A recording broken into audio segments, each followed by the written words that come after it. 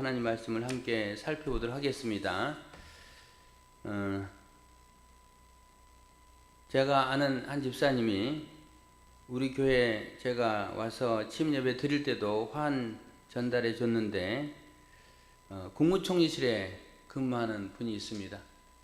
얼마 전에도 제가 한번 국무총리실에 가서 또 자매 여자 집사님하고 교제 갖는 시간을 가졌는데 거기 가보니까 하여튼 대단하다라는 걸 느끼잖아요. 그런데 이제 그 신방 갔을 때 이렇게 나라가 조금 시끄러운 그런 상황이었습니다. 그래서 제가 물었습니다. 국무총리 잘해? 라고 물었는데 그분이 너무 성실하대요. 성실하고 또 올곧고 그리고 사랑 많고 이런 분으로 이렇게 잘하는 그런 모습을 이야기했습니다. 한덕수 국무총리, 이분의 신앙은 제가 잘 모르지만은 아마 노무현 대통령 당시에 1년 정도 국무총리 1년을 했고요. 지금 또 두 번째 국무총리 하고 있습니다. 그래서 국무총리로 하면은 38대, 48대 두 번 합니다. 그분의 나이가 어떻게 될 것 같습니까? 나이가 49년생입니다. 그래서 우리나라 나이로 치면은 올해 한 75세, 만으로 하면 74세 정도 됩니다. 굉장히 이렇게 나이가 많은 쪽에 속하죠. 얼핏 보기에는 이제 그렇게 건강한 모습으로 보이지도 않습니다. 그렇게 보이지 않는데 열심히 한다고 이야기를 해요. 열심히 하고 최선을 다하고. 그런데 이제 연세에 열심히 한다는 것은 뭘 말하는 걸까요? 대통령이 자기를 뽑아줬다는 겁니다. 자기를 뽑아줬고 비록 나이가 많지만 그래도 불구하고 나를 신뢰하고 인정해주고 그리고 뽑았다는 것은 이렇게 내가 감사하고 최선을 다해야 된다 그런 생각을 가지고 열심히 일한다는 거예요. 열심히. 제가 보기에는 건강도 해칠 정도로 열심히 일하는 그런 것으로 느껴졌는데 대통령이 뽑아주니 그렇게 열심히 하는 거예요. 열심히. 여러분 우리도 마찬가지로 누군가 뽑아줄 때 그렇게 열심히 하지 않겠습니까? 우리 교회 성도님들 보면은 또 귀한 직분을 맡았다고 최선을 다하는 그런 분들도 보이고 조금은 부족한 분들도 보이고 이런 모습이 있습니다. 그런데 하나님이 우리를 뽑으셨다는 게 얼마나 영광스러운 직분인가 우리는 이것을 알아야 됩니다. 하나님이 나와 같은 자, 나와 같이 연약하고 부족한 자를 하나님이 나를 택하셨고 부르셨고 또 하나님의 백성을 삼으셨으며 또 귀한 직분을 맡기셨다. 그것에 대해서 우리는 정말로 자랑스러운 직분이고 영광스러운 직분이고 그리고 그것은 반드시 상급이 따르는 직분입니다. 어떤 상급입니까? 영원한 천국에서 하나님이 우리를 기뻐하실 거고요. 그곳에 가서도 하나님 앞에 상을 받을 거고 또 땅에서도 하나님은 외면하지 않고 우리가 헌신하고 충성한 것에 반드시 귀한 상을 허락해 줄 줄로 믿습니다. 그래서 그 영광스러운 직분을 가지고 우리가 살아가고 있는 거예요. 누군가 그것을 빼앗으려고 하면요 어떻게 될까요? 그래요, 나보다 당신이 낫죠, 당신이 하세요, 그러면 안 되고요. 하나님이 내게 맡겨진 일이기 때문에 나는 그 직분을 내려놔야 될 때까지는 최선을 다하겠습니다. 충성하겠습니다. 그거 빼앗기면 안 되는 거예요. 여러분 한번 따라해 주시기 바랍니다. 천국은 침노하는 자의 것이다. 여러분 성경에 나와 있어요. 천국은 침노하는 자의 것이다 라고 나와 있습니다. 그 귀한 천국에 갈 수 있는 기회, 천국의 상급을 받을 수 있는 기회를 우리가 놓치면 안 돼요. 대통령이 국무총리를 뽑았는데 그 위치, 그 직분을 아주 가볍게 여기고 대충 하면 어떻게 될까요? 바로 잘리는 거죠. 그러면 두 번 다시 그런 게 주어지지 않는 거예요. 그러므로 우리에게 주신 것도 우리는 결코 놓치지 않고 최선을 다해서 하나님이 나에게 거룩하고 영광스러운 직분, 영광스러운 그런 은사를 허락해 주셨구나 라는 생각을 하고 최선을 다해서 주의 일들을 감당하는 우리 귀한 성도들 되시길 바랍니다. 오늘 본문 말씀에 주님이 찾는 사람, 사실은 왕들 이야기하고자 합니다. 왕, 아합 왕과 여호사밧 왕 이야기하려고 해요. 이 왕이라는 거는요 하나님이 그들을 세웠지 않겠습니까? 근데 그들의 모습이 어떻게 하나님을 기쁘시게 하는가 오늘 살펴보고자 합니다. 열왕기상 22장의 내용을 간략하게 말씀을 드린다면 이런 내용이죠.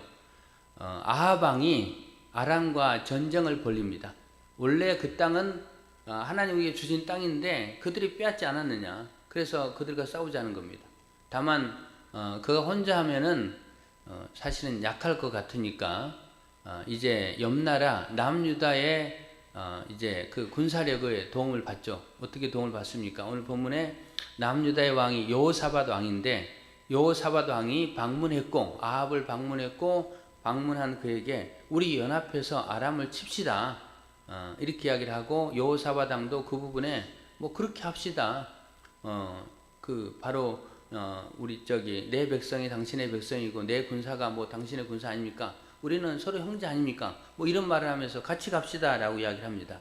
다만 여호사밧이 말하기를 하나님께 물어봅시다. 하나님이 이 전쟁에 승리하게 하실 건가? 또 이 전쟁에 나가서 싸우라고 말씀하신 거 물어봅시다라고 하니까 아합이 그때 당시 자기 주변에 있는 400명의 선지자를 부릅니다.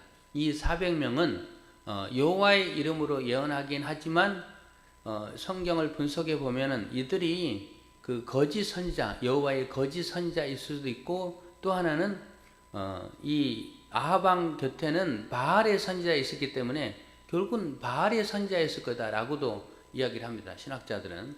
그런데 바알의 선지자라고 한다면 400명이잖아요. 그런데 이 사건 전에 어떤 일이 있었습니까? 몇 년 전이에요. 몇 년 전.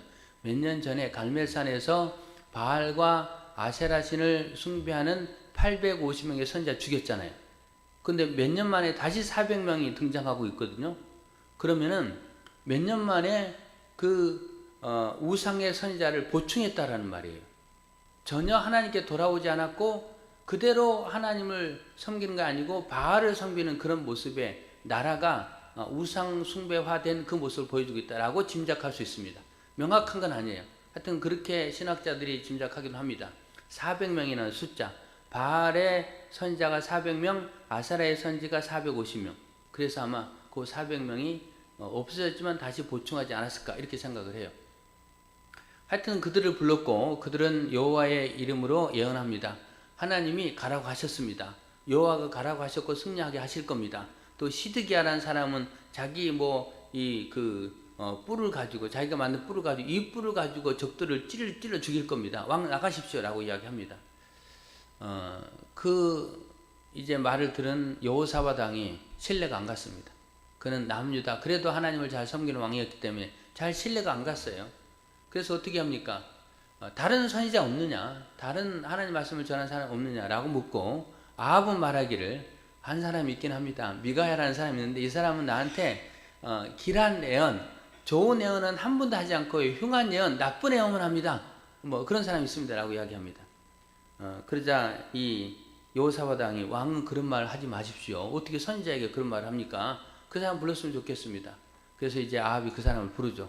부르러 갔던 사신이 미가에게 말하기를 모든 예언자가 다 좋은 말로 예언했으니까 당신도 그렇게 하십시오 라고 요청하게 됩니다. 그 요청을 받고 미가의 선지자가 와서 이제 아합 왕이 물었을 때 내가 이 전쟁에 나가랴 말랴 하나님 이게 하겠습니까 안 하겠습니까 라고 하니까 왕이여 나가십시오 하나님 이게 할 겁니다 라고 대충 대답합니다. 그러자 왕이 야 너는 나한테 늘 진실만 말했는데 왜 지금 그 진실 아닌 말을 하냐 진짜를 말해봐라 라고 말하니까 미가야가 말합니다. 왕이요 전쟁에 나갔을 건데 이 전쟁에서 왕이 죽을 겁니다. 그렇게 예언을 하죠. 그 예언을 들었을 때 아합이 화가 났고 그래서 저 미가야를 이제 감옥에 가두라. 그리고 내가 전쟁터에 승리하고 돌아올 때까지 간신히 버틸 정도만 음식을 제공하라 라고 이제 갑니다.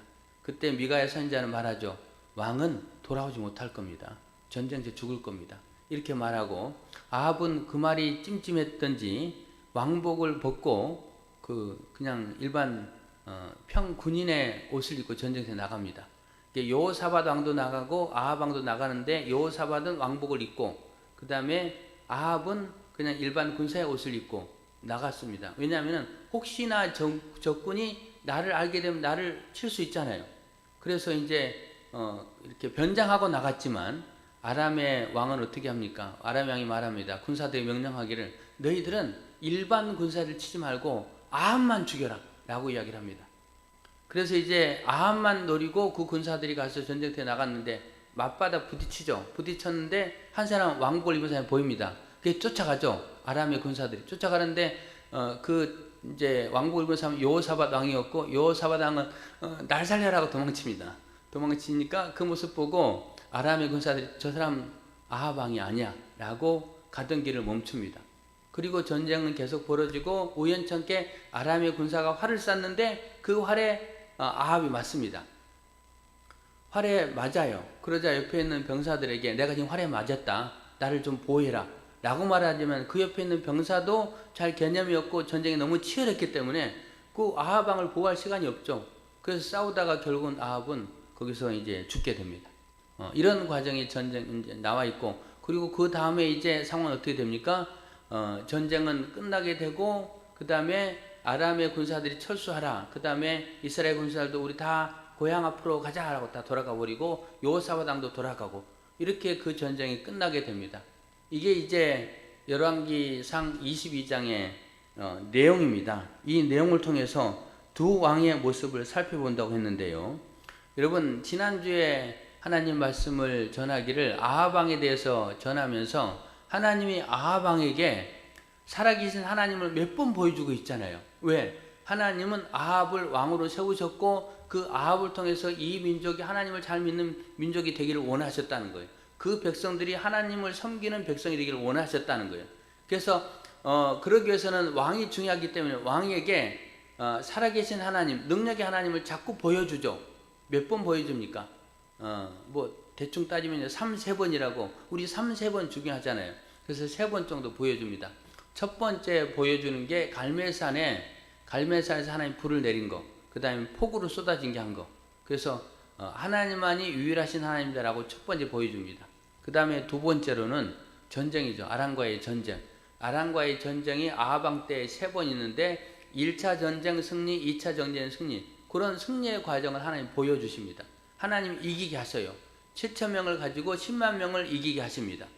그 다음에 또 그 치열하게 전쟁에 붙었을 때에 이기게 하셨고 10만 명을 죽게 만들고 2차전에서 죽게 만들고, 그 다음에 2만 5천 명이 도망가는 과정 속에 이 아람의 왕 베나닷이 아벡이라는 곳에서 전투하면서 패배한 다음에 이제 한 성읍에 숨어 있지만 나중에 항복하잖아요. 그런데 하나님 뭐라고 말씀하십니까? 죽이라고 명한 거예요. 그런데 베나닷을 살려주잖아요. 그래서 하나님이 나중에 와서 책망하죠.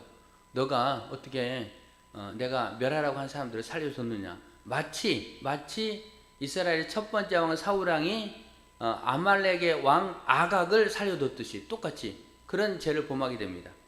그래서 하나님이 한 3번 정도의 하나님의 능력을 보여줬지만 아합이 그런 부분에 하나님을 신뢰하고 하나님 앞에 돌아오지 못하는 그 모습 가운데 하나님이 이제 그 베풀었던 긍휼과 은혜를 거두시기 시작합니다.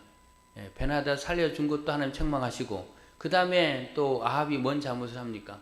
왕궁 곁에 있는 나봇의 포도원, 그것을 자기가 가지려고 하잖아요. 가지려고 했을 때 나봇이 말합니다. 조상 대대로 우리에게 주신 하나님 주신 기업이기 때문에 난 이걸 팔 수 없습니다 라고 말했을 때 나봇은 여전히 그것을 욕심냅니다. 그리고 자기 아내 이세벨이 나봇을 죽이고 그 포도원을 취하려고 할 때에 양심의 가책 전혀 없이 그 포도원을 취하게 되잖아요. 그래서 결국은 하나님이 어떻게 하십니까? 내가 나봇을 죽여야 되겠다, 나봇의 생명을 거둬가야겠다라고 결정하시는 그 모습을 보게 됩니다. 이런 과정 속에 아합의 성품을 보면요, 아합은 이런 성품을 가지고 있습니다. 지나치게 그 악을 행하는 사람도 아닙니다. 나봇에게 빼앗는 게 아니고 제안하잖아요. 내가 돈 줄 거니까 그거 주라. 안 됩니다 라고 하니까 집에 돌아가면서 답답하며 금심했더라 라고 하는 것이 아합의 반응입니다. 그래서 아합은 아주 폭력적인 왕도 아닙니다. 그리고 아합은 그렇다고 그런 기적을 보는 과정 속에 결단하여서 내가 이제 하나님 제대로 섬기겠습니다 라고 결단하는 왕도 아닙니다. 그리고 나중에 선지자가 이제 아합이 잘못한 것을 죄를 지적할 때에 그 지적 앞에 뻔뻔하게 내가 언제 그런 죄를 졌습니까? 라고 반응한 것이 아니고 즉시 내가 잘못했습니다 라고 회개하는 그런 모습을 보여줍니다. 그러니까 아합은 뭐냐면요, 아주 지나치게 뻔뻔한 사람도 아니고 지나치게 폭력적인 사람도 아니고 그렇다고 철저하게 하나님 앞에 온전히 순종하고 믿음으로 사는 사람도 아닙니다. 이 사람의 성품은 한마디로 말하면 우유부단한 사람, 예, 이런 사람입니다. 성경에 나와 있는 표현을 치면은 미지근한 사람. 성경에 라오디게아 교회, 제가 이번에 이제 다음 주에 성주순례 가면 라오디게아 교회도 가는데요. 라오디게아 교회를 향해서 하나님이 요한계시록 3장에 책망하죠. 뭐라고 책망합니까? 덥지도 않고 차지도 않다. 미지근한 모습을 책망합니다.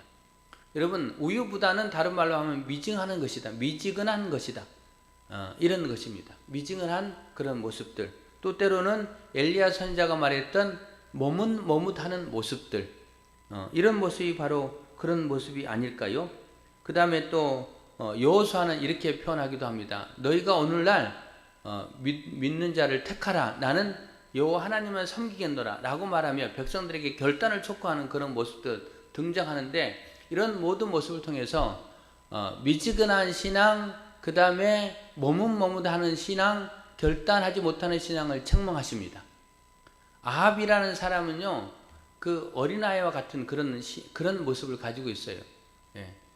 그런 모습인데, 여러분, 주님이 쓰시는 사람은 이런 우유부단한 사람, 아니면은 어린아이와 같은 그런 여전히 그 성품을 아직도 가지고 있는 사람을 사용하지 않는다는 겁니다. 주님이 사용하는 사람은요, 죄에 대해서는 분명히 결단하고, 그 다음에 하나님 앞에 철저히 순종하고 헌신하고, 이런 사람을 하나님 사용하신다는 거예요. 그런데 여러분, 우리들의 모습을 돌아보시길 바랍니다. 아합과 우리들을 비교할 때 우리는 그 사람과 다르지. 나는 그래도 신앙생활 잘하고 있고, 나는 뭐 잘하고 있고. 여러분, 그런 거 한번 돌아봐야 됩니다. 나의 모습, 우리들의 모습이 우유부단하다. 그게요, 일반적인 세상의 삶 가운데서도 문제가 조금 되지만, 그래도 뭐 세상의 삶이니까 괜찮습니다. 그러나 하나님 앞에서의 우유부단함, 하나님 앞에서의 미지근함은 주님이 결코 기뻐하지 않습니다. 하나님이 그 사람을 사용할 수가 없습니다. 여러분, 철저하게 신앙생활 한다는 거, 철저하게 기도생활 한다는 거, 철저하게 큐티 생활한다는 거, 철저하게 주님 앞에 충성하고 내게 주신 직분, 영광스럽고 자랑스럽고 정말로 세상의 최고의 직분을 나에게 주셨는데 그거에 내 최선을 다하고 있는가? 우리 자신 돌아봐야 한다는 거예요. 이 시대가 악한 시대고 이제는 믿음이 점점 식어져 가는 시대 속에 살아가고 있습니다. 우리들의 신앙의 모습이 그런 모습이 있다면 하나님 앞에 결단해야 됩니다. 여러분, 예배를 결단하시길 바랍니다. 기도 생활을 결단하시길 바랍니다.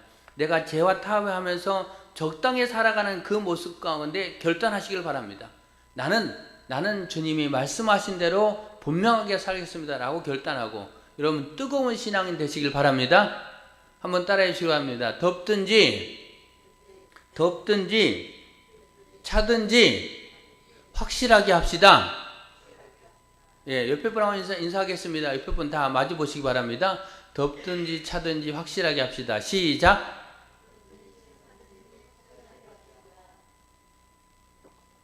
예, 확실하게 해야 된다는 거, 확실하게. 물론 여러분 100점은 없습니다. 그렇지만은 여러분의 신앙의 모습이 조금 나는 미지근한 것 같다. 하나님께도 발 하나 걸치고 세상에도 발 하나 걸치고 뭐 이런 모습들, 정직한 부분, 또 내가 열심 내는 부분, 이런 모든 부분에서 나는 미지근한 신앙 같다. 주님이 명확하게 라오디게아 교회에 말씀하시거든요. 너희가 덥든지 차든지 하지 왜 미지근하냐? 미지근한 신앙, 그 신앙은요, 마귀 사탄에 먹히기 참 좋습니다. 예, 우리의 대적 마귀는 우는 사자와 같이 두루다니며 삼킬 자를 찾나니, 오늘 우는 사자와 같은 마귀가요, 이곳에 와서 내가 누구를 삼킬까라고 지금 이렇게 찾고 있다는 사실을 여러분 아시길 바랍니다. 마귀가 나를 잡아갈 수 있어요. 그래서 예배 드릴 때도 주님 앞에 집중해야 한다는 겁니다. 기도할 때도 뜨겁게 기도하라는 거예요. 오늘 일단 행복 전도할 때도 적당히 뭐 사람들 보기 민망하고 전도해 주기 뭐 껄끄럽고 이게 아니에요. 적극적으로 하시기 바랍니다. 그래야 마귀가 우리를 틈타지 않아요. 우리가 이기는 거예요. 내가 어정쩡하면요, 마귀가 딱 넘어뜨리기 좋습니다. 야, 이거 한번 해봐. 뭐 한 번쯤 주일날 빠져도 되고 한 번쯤 뭐 다른 거 빠져도 되고 이렇게 말할 수 있다는 거예요. 여러분, 그런 어정쩡한 신앙의 모습 결코 천국에 들어갈 수도 없습니다. 그래서 오늘 아합은 그런 모습을 보여주고 있는데 결국은 하나님이 그를 죽이기를 작정하시잖아요. 그래서 우리는 아합의 모습이 아니고 하나님 앞에 결단한 분명한 그 모습을 가지고 주님 앞에 살아가기 힘쓰는 귀한 분들 되기를 바랍니다. 또 한 번 따라해 주시기 바랍니다. 술 취하지 말라. 이는 방탕한 것이니 오직 성령의 충만함을 받으라. 예, 여러분 왜 한 두 분이 안 따라하는 것 같아요. 다시 술 취하지 말라. 더 큰 목소리로 술 취하지 말라.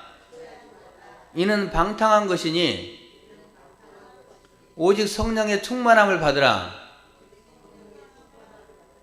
여러분 안 따라했다는 거는 나는 술 취해 있나? 마음에 가책? 예, 제가 눈들을 한번 보겠습니다. 누가 술 취하고 있는가? 예, 예. 요 술 취하지 말라 이는 방탕한 것이라는 말은요, 그냥 술 취하지 말라, 술 먹지 말라 그런 말 하나로 국한되는 게 아닙니다. 여기서 말하는 술 취하지 말라는 것은 세상 풍조, 세상 문화, 세상 타락한 그 속에 취하지 말라는 거예요. 할로윈 어제 저녁에 했습니까? 할로윈 사고 1주년 되는 날인데 어제도 여전히 젊은이들은 거기서 이렇게 즐기고 했다라고 방송에 나오는 거 봤습니다. 세상에 취하지 말라는 거예요. 예. 세상에 취하지 말고 오직 성령의 충만함을 받으라. 왜? 그 말씀이 에베소서 5장 16절로 21절에 나와 있는데 거기에 보면은 16절에 세월을 아끼라 때가 악하니라, 세월을 아끼라 때가 악하니라. 그러므로 술 취하지 말라. 이는 방탕한 것이니 오직 성령의 충만함을 받으라. 세상 문화에 또 세상의 향락에 세상 풍조에 취하지 말고 성령의 충만함을 받아 말씀의 사람으로서 영적인 전쟁에 승리할 수 있도록 해라. 이렇게 말씀하시는 거예요. 여러분 이렇게 말씀을 붙잡고 믿음으로 살아가는 귀한 분들 되기를 바랍니다. 이것이 이제 아합의 모습을 통해서 우리가 교훈받아야 될 첫 번째 내용입니다. 두 번째, 여호사밧 왕입니다. 여러분 여호사밧 왕은요 선한 왕입니다. 착한 왕입니다. 여호사밧 왕이 어떻게 하냐면은 전국을 다니면서 그의 통치 모든 나라를 다니면서 우상 숭배 그런 요소들 신상들 다 부숴버립니다. 다 부숴버리고 예배를 회복하고 이런 일을 합니다. 다만 산당은 부수지 않았더라 이런 표현들이 있어요. 산당에는 하나님을 섬기는 모습과 우상을 섬기는 모습이 혼재 있기 때문에 그것까지는 좀 놔뒀다는 겁니다. 왜? 이스라엘 백성들이 말하기를 유다 백성들이 말하기를 아니 그거 부숴버리면 우리는 어떻게 하나님 섬긴단 말입니까? 이런 말을 하기 때문에 제가 군대 생활할 때 보면요, 저는 이제 그 규모가 큰 사단급에서 군대 생활을 했는데 그거보다 좀 낮은 연대급보다 낮은 중대나 대대급에서 근무하는 친구들 보면요, 거기에 종교 행사 장소가 있습니다. 근데 종교 행사 장소가요, 이 시간에는 기독교, 이 시간에는 카톨릭, 이 시간에는 불교, 이게 한 장소에서 각각의 모임이 달라요. 종교. 예. 그럼 왜냐하면 장소가 많지 않기 때문에 제한된 장소에서 종교 행사를 시간 나눠서 하는 거예요. 아마 산당의 그런 개념입니다. 산당이라는 개념. 그래서 이 시간에는 하나님께 예배드리는 장소, 또 이 시간에는 또 누가 하는 그런 장소. 그래서 그것만은 여호사밧이 없애지 않아요. 근데 그것까지 하나님 문제 삼지는 않은 것 같습니다. 근데 이 여호사밧에게 몇 가지 문제가 발생합니다. 첫 번째로는 정략결혼입니다. 솔로몬이 정략결혼 많이 했잖아요. 근데 여호사밧은 누구하고 정략결혼 하냐면은 자기가 정략결혼한 게 아니고 아합과 사돈을 맺습니다. 아합과 사돈을 맺어요. 그래서 여호사밧의 아들 여호람, 그 다음에 아합과 이세벨의 딸 아달랴, 두 사람을 결혼시킵니다. 네. 근데 이 아달랴가 나중에 문제를 일으키는데요, 아달랴의 모친이 누구냐? 이세벨. 네. 이세벨은요 그냥 사탄의 상징이다라고 생각하면 되겠습니다. 바알과 아샤를 숭배하는 아주 그런 사람인데 사탄의 상징 이세벨의 딸이 아달랴예요. 그러면 이 아달랴가 어떻게 하겠는가? 짐작이 됩니다. 그 결혼은요 믿는 자와 믿지 않는 자의 결혼입니다. 이 결혼은 사실 시키면 안 됐어요. 그런데 여호사밧은 북이스라엘과 우리 싸우지 말고 친교하자, 평화롭게 지내자 라는 의미로 결혼시킨 겁니다. 자기 아들과 저 아합의 딸을 결혼시켰어요. 아합이 시집 왔습니다. 아합이 시집 와서 뭐 했을까요? 아니, 아합이 아니고 아달랴가 시집 왔어요. 그 아달랴가 한 일에 대해서 성경에 보면은 몇 가지 기록합니다. 아달랴가 시집 오니까 자기 남편 여호람이 나중에 이제 여호사밧이 죽고 여호람이 왕이 됐을 때 그 아달랴가 남편을 부추겨서 이 여호람의 형제들을 다 죽여버립니다. 형제들을 다 죽여요. 왜? 형제들이 살아있으면 자기 왕권을 위협한다는 거예요. 그래서 형제들을 죽여요. 그래서 여호람만 남아 있습니다. 근데 여호람이요, 나중에 블레셋과 아라비아 연합군과 전투를 벌여요. 그 전투 가운데 자기의 아내들을 다 빼앗기고 자기의 자식들을 다 뺏깁니다. 막내 아들만 빼고 다 빼앗겨요. 이게 아달랴가 부추긴 겁니다. 그리고 이제 여호람이 죽어요. 여호람이 죽고 여호람의 막내 아들, 하나만 남은 막내 아들 아하시아가 왕이 됩니다. 근데 이 왕, 엄마의 영향을 받았을 거 아니에요. 아달랴의 영향을 받았을 거 아니에요.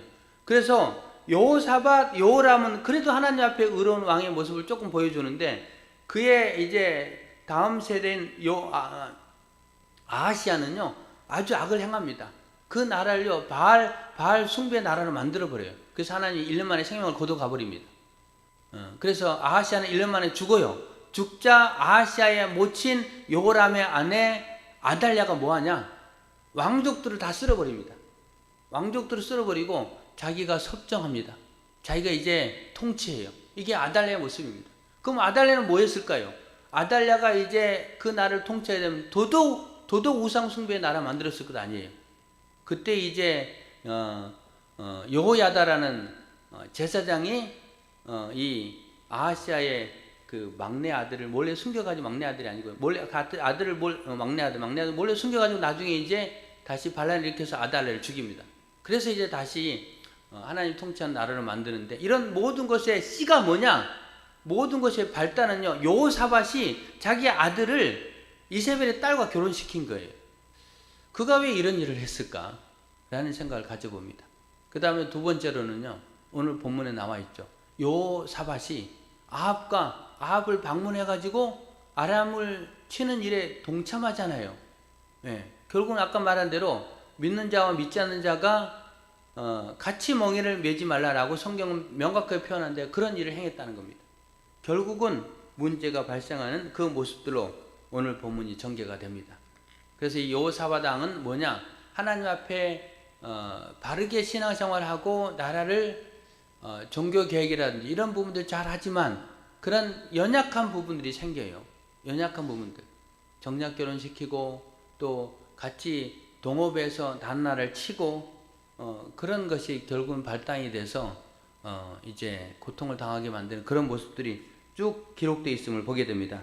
여러분, 그렇다면은 우리는 이 여호사밧 왕을 통해서 어떤 부분들을 생각해야 될까요? 우리가 이 세상에서 피할 수 없는 모든 사람이 살아가고 있는 같은 문화 속에 살아가고 있고, 또 우리가 직장에 취직을 해야 되고, 그 다음에 또 형제들 가운데 믿지 않는 형제들 모습도 있습니다. 그런 과정 속에 우리 자신을 거룩하게 구별한다는 것, 우리가 가능하면 나의 신앙을 철저하게 지키려고 애쓴다는 것, 그렇지 않으면 내가 그들과 타협하고 동업하고 하는 과정 속에 위험한 일이 발생할 수 있다는 거예요. 그래서 늘 하나님께 기도해야 됩니다. 좋은 사람을 만나게 해주세요. 그리고 그 관계 속에서 내가 믿지 않는 사람과 동업하고 함께 인생길을 걸어가는 일들을 정말 경계할 수 있도록 도와주세요. 우리 성도들의 자녀들이 바로 믿는 사람과 결혼하게 해주세요. 이런 부분들 굉장히 중요한 요소라는 겁니다. 그러니까 작은 거, 그 정도에 괜찮게, 어차피 직장생활 같이 하는 거니까, 어차피 같은 문화 속에 살아가는 거니까. 그리고 믿는 사람과 결혼하고 싶은데 믿는 사람은 사실 제대로 된 사람은 별로 없는 것 같고, 그래서 능력이 있고 미래가 보장된 능력 있는 남자 만나서 결혼하는 거, 그게 맞지 않느냐? 그 사람 예수 믿게 만들면 되지 라는 생각을 가질 수 있지만, 그러나 그 모든 것에서는 이런 위험한 요소들이 내포되어 있다는 것, 우리는 그걸 알아야 됩니다. 그래서 결국 우리가 많이 기도해야 되겠죠. 많이 기도해야 되고, 나도 하나님 앞에 거룩한 그 모습으로 무장하기를 힘써야 되고, 내 자녀들에게 신앙교육 잘 시켜야 되고, 그리고 믿지 않는 사람과 뭔가 함께 동업한다는 거, 사업을 같이 한다든지 같은 취미 활동을 한다든지 이런 거 굉장히 경계해야 됩니다. 끊을 수 있으면 끊고 뭐 어쩔 수 없는 일이라면 거기서도 나의 신앙을 지키도록 애쓰고 이런 부분이 필요하다는 거예요. 여러분 어떻게 신앙생활을 하고 있습니까? 여러분 직장에서 어떻게 또 여러분의 믿음을 지키고 있습니까? 예, 나는 그리스도입니다 라고 밝히기도 하고, 그 다음에 직장에 출근해서 가장 먼저 내 개인적인 시간을 가질 수 있으면 큐티를 한다든지 기도를 한다든지 그런 시간 갖기도 하고, 또 술자리라든지 회식자리든지 그런 부분에서 분명하게 나는 그리스도입니다라는 모습을 보여주기도 하고, 이렇게 살아갈 때에 하나님이 그 사람을 찾을 거고 하나님이 그 사람을 사용하지 않겠습니까? 만약에 그렇게 하지 않으면은 아합을 하나님께서 그 생명을 거둬가시고 여호사밧에게 고통을 당하게 만들고 그를 통해서 나중에 문제가 발생하게 만들고 이런 일이 생길 수 있다는 거예요. 그래서 오늘 본 말씀을 통해서 여러분 하나님 말씀에 굳게 사로잡혀 믿음 가운데 걸어가기를 힘쓰는 우리 귀한 성도님들 다 되시기를 예수님의 이름으로 축원합니다. 네, 함께 기도하겠습니다. 오늘